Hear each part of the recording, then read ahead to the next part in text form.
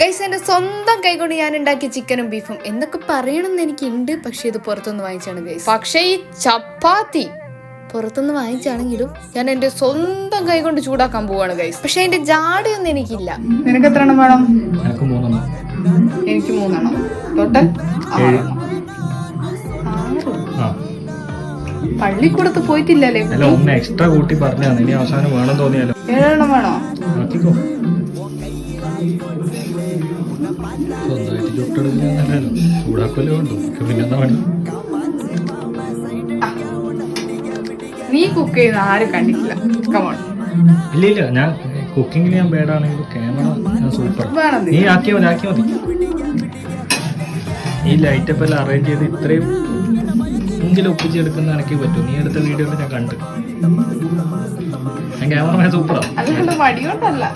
ഞാൻ ഇങ്ങനെ ചിന്തിക്കായിരുന്നു, എത്ര ചൂടായിട്ട് ഇതെന്താ കുക്ക് ചെയ്ത് വരാത്തേ. പിന്നെയാണ് ആ നഗ്ന സത്യം ഞങ്ങൾക്ക് മനസ്സിലായത് ഗൈസ്. നല്ല ഐശ്വര്യം ഗൈസ്. ഗ്യാസ് നമുക്ക് ചോറ് കഴിക്കാം.